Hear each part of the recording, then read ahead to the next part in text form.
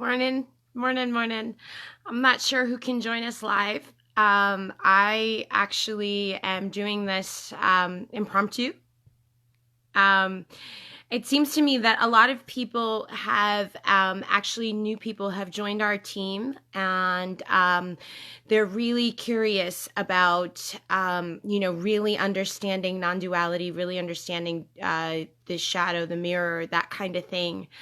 So I extend an invitation to you all to check out the videos, and it'll help you guys catch up. But if you want individually to catch up with me and help you out, or maybe set up like a group class for all the new members, just to kind of go over these things, that's absolutely cool. But today's talk is a little different. Okay. Today I want to talk to you a little bit about the difference between the spiritual bypassing and making peace with your emotions, and a little bit more in depth about understanding the design. All right.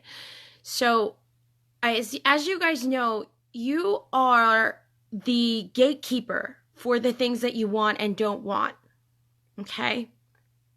So it's a very unique design in the sense that you're not separate from God in any way, shape, or form. You've just created an imaginary identity that serves as a shadow so that you can look like an individual against all of your thoughts and then serve as a gatekeeper for them. So you're literally deciding what goes in and what goes out of your world. Okay? Now, that's really cool. And it's also can be really frightening if you don't know that you animate everything with your thoughts, and if you forget that everything is you, right? Because now you're in a predicament, because you create this whole world just by looking at it, just by thinking something, and flow, there it is.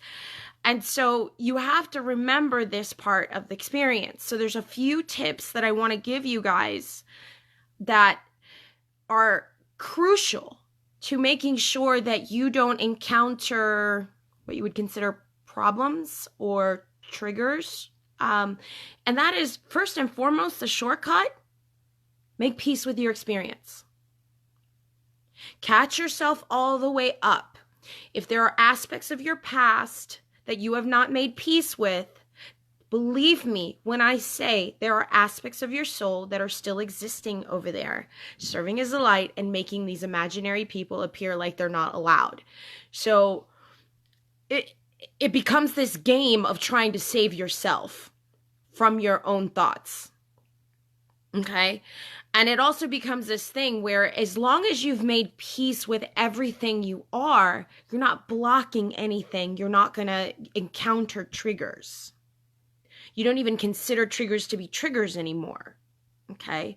But this is a huge, huge shortcut to wound healing and everything else, is just saying, you know what? All of my experience actually served me. It made me who I am. Had I not gone through this, had I not done this, had I not done this. And you can kind of like, hindsight 2020, take a look at your life, and think of the things that you haven't made peace with. Now, the reason I say this is important is, when I say take a look at your life, I mean all of the people that are in your memories, all of the people that served you and pretended not to be you. Make peace. Just drop the war. Okay? A war can't be fought if you're not there to play. Who are they going to fight? Empty space? And so that's why it's important. Okay? That's the first step. It's very crucial. It's peace be still. Like I said, it's an art form. Peace be still. Have peace over your experience. Have peace over everything, because your heart is what's projecting the light that's allowed for you to have whatever you want. And if you haven't made peace with certain aspects, this shadow now casts its quality over your life. So you are literally blocking, by not making peace with things, blocking your good that you came to actually have. And does that make sense to you? It's like, if I don't make peace with someone or something in my life, it's like I'm drinking my own poison expecting them to get sick. It just doesn't, it just doesn't work. It's still us. It's our body. Yesterday, I went on I had a one-on-one session with a really good friend of mine, and she actually discussed this, and she was like, I have trouble not identifying with my shadow. Like, I just want to rescue people. I totally understand that, because they're you. So you rescue them first in your mind, and then you interact, so that you're always seeing them in the best light. You save yourself the trouble. Okay. Secondly, what I want to talk to you guys about is the bypassing. There is an alarm system. There is a intelligence system that is always working in your favor. Okay. And a lot of the times people say to me, Sin, I don't know how to stop my thoughts. How do I stop my thoughts? Right? And so what I want you to think about in this moment, how do I stop judging this like this? It's so easy. This is what I'm seeing. So I want you to remember two things: order of operations. Secondly, I want you to remember that it's you.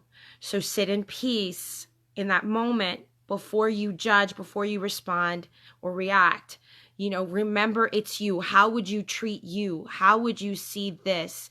Remember. But secondly, I'd like you to understand that if you don't feel good, your alarm is going off. Okay? If the light of your understanding is what is allowing you to enter any state that you want, when you don't feel good about what you are judging, it is because you are condemning yourself. You go along with these people. Okay, they must play their role, so now you've given them life, but you're facing the wrong direction. You're forgetting that you're there to fix this part so you can enjoy this part of the experience.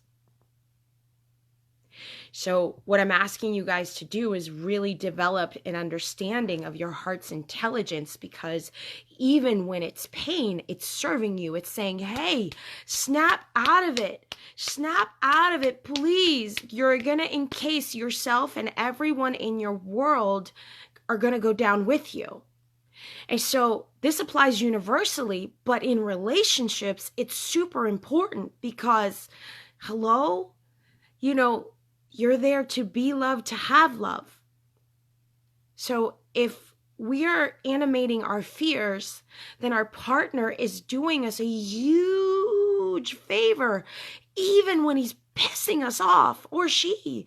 It doesn't matter, right? Even when you feel this and they're pissing you off, you must accept it is you, and that they're doing you a favor, trying to get you to dodge the thought bullets. They're standing like a beacon, a light. You're too far from the light of your understanding. So God has to appear before you to show you what you're thinking and how you are treating yourself. So it's an understanding that we're all one. Do not divide yourself in this moment, even when it doesn't feel, in relationships, it doesn't feel good. Because you want to understand what it is you're animating, because this is what causes your suffering. They have no choice but to act mindlessly, as you say. And I know that sounds like nuh-uh. There's no way.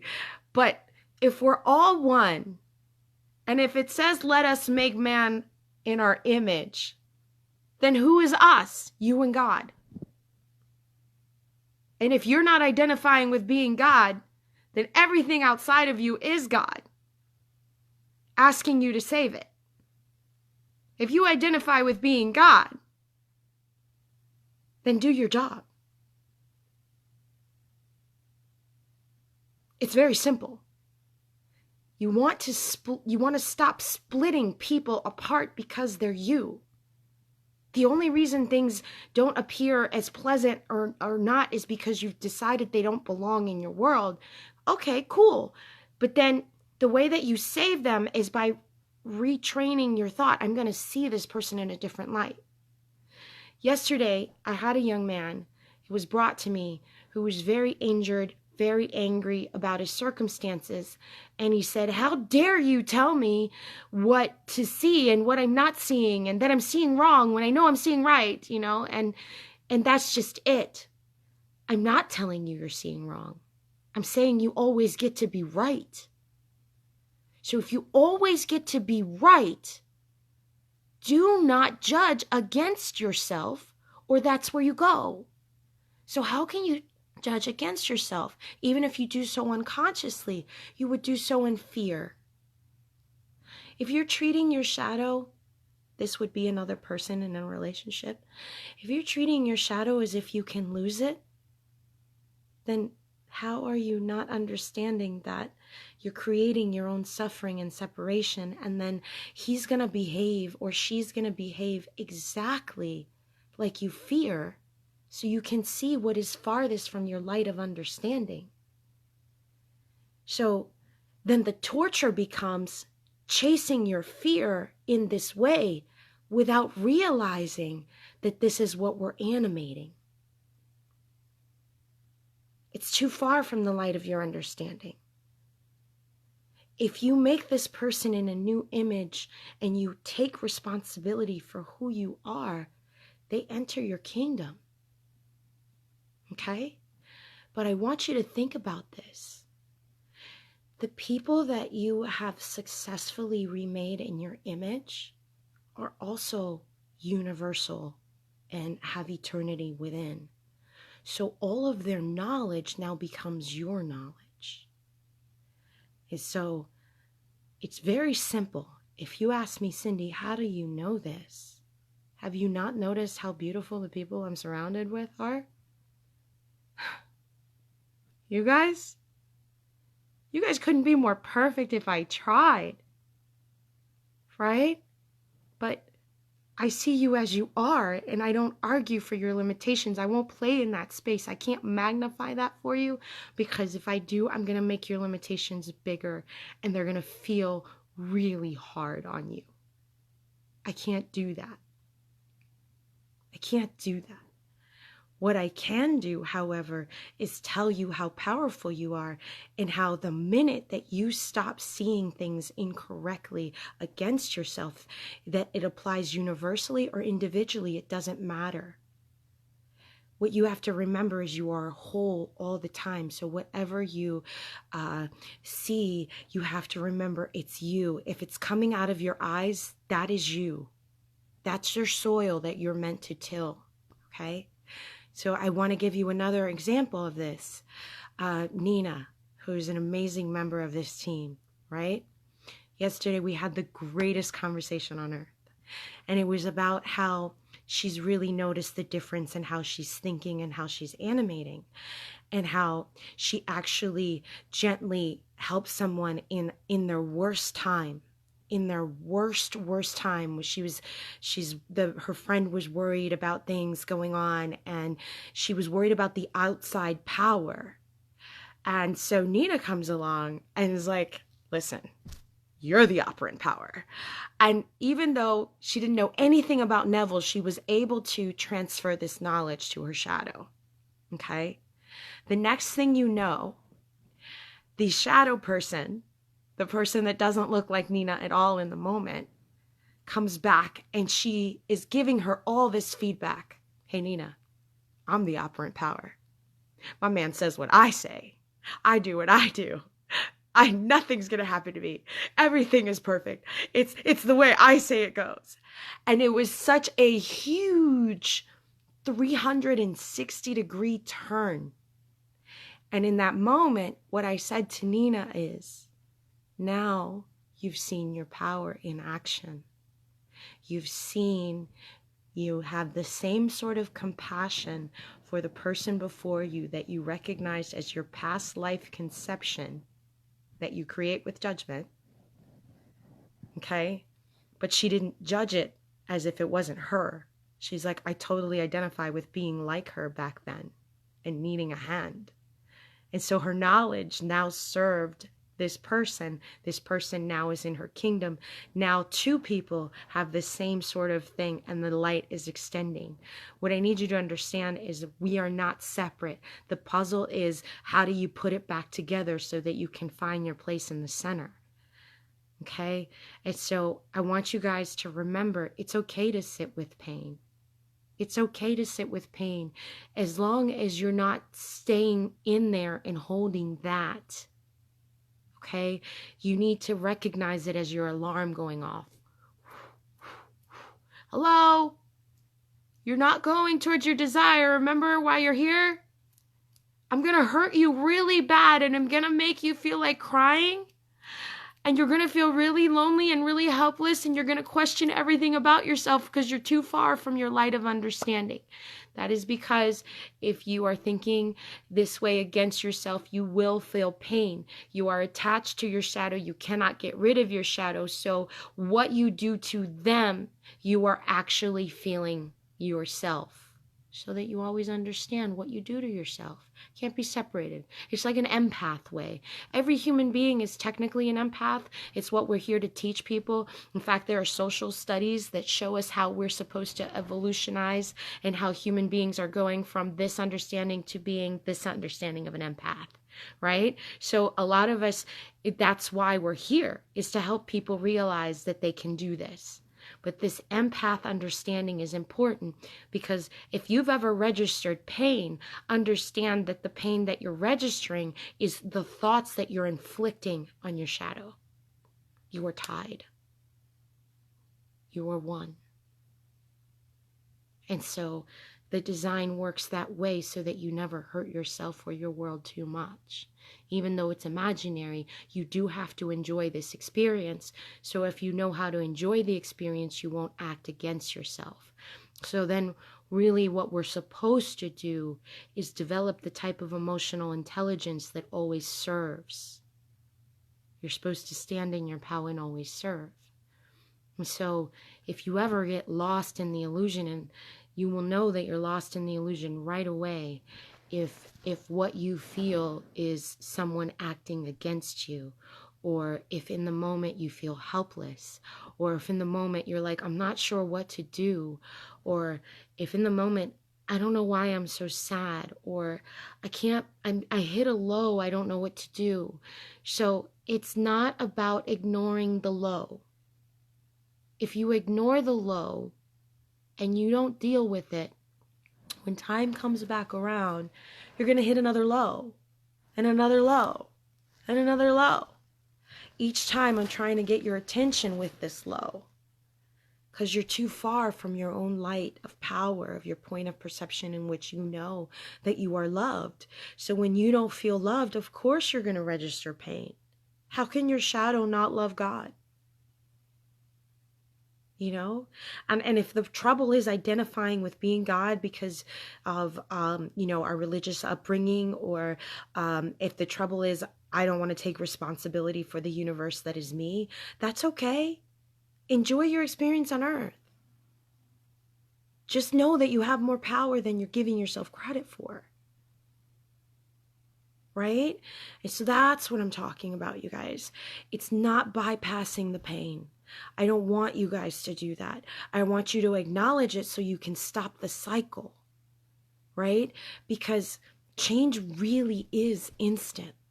It is, I swear, it's instant, right? You move in your mind immediately to whatever desire that you acknowledge is real.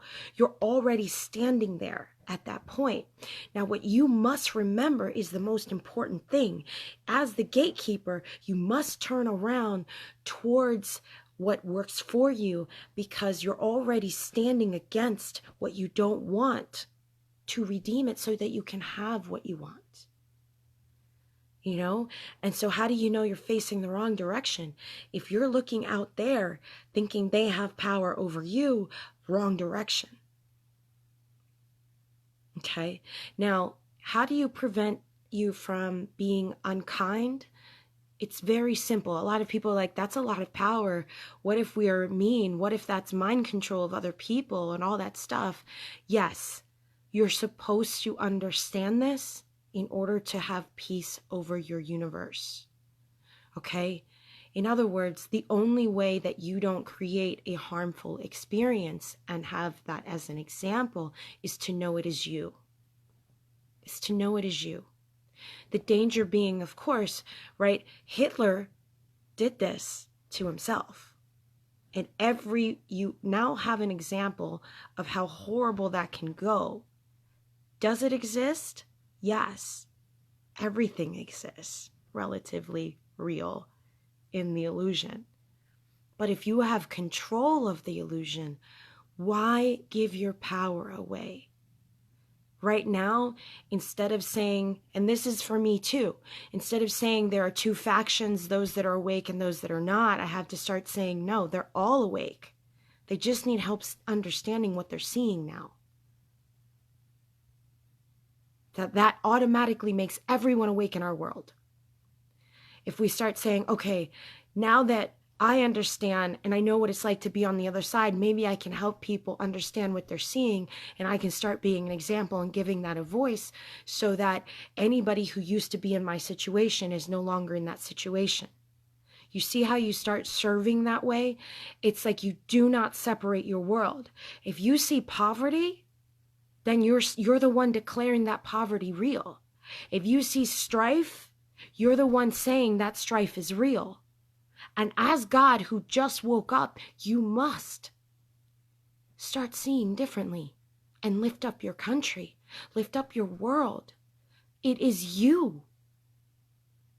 Be you. All of you. Now, the quality of your life is going to depend on that, because everything that doesn't feel good, you'll still get to be there because you always get to be right. So you still get to, enter an experience that you may not find pleasant. And it still serves the collective, because if how I messed up, okay, it messed up in the thing that where I acted against myself serves you now, then I see the gold in my experience. Okay? So that's the third part of this little lecture. I'm not going to make it long, but the reason I said make peace with your experience is because every aspect of yourself is 100% valuable. The things that you judged incorrectly, the experiences that you have, the things you've overcome, the things you haven't quite yet understood but are starting to work on overcoming, the people that you join, all of these experiences are actually the most valuable thing you will ever have in the world. So most people don't realize they're rich already. It's because their experience is the gold. It's their authenticity that's the gold. Someone who is totally at peace with themselves and who has made peace with their experience and who's not looking back and living in the past is now 100% golden. Golden. They don't have to worry about money ever, ever, ever again, because they've accepted themselves. And so now they serve as a light to other people all the time, because they don't see other people. They recognize, this is how I'm animating this person, and this is how I locked myself out of heaven. Or the people that resonate, these are the people in heaven with me because we're thinking alike. But the quicker we, there is this state.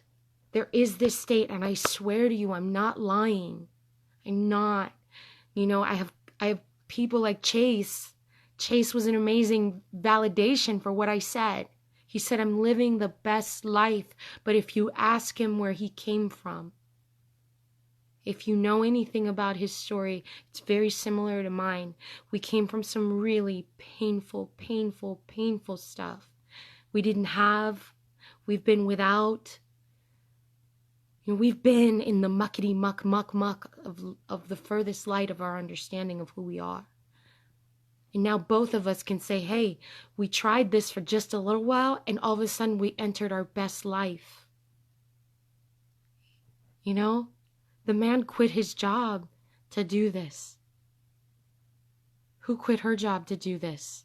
And we're still saying this is the best life ever. It's on our terms. It's on our terms. So as long as you understand this, you can't get sick. You know, if you don't understand this and you get sick, then even the sickness served you it served you. Because please correct me if I'm wrong, but if you've ever been sick, how much more do you appreciate your good health now? How much more do you value your life when suddenly everything that you've ever had could have disappeared? If you have children and suddenly you weren't going to be there, and the possibility of not being there actually scared the fuck out of you, right? Like in that moment, and it's like you had to fight for your life in that moment, right? Now your life is so precious. So what I'm trying to say is, it's never a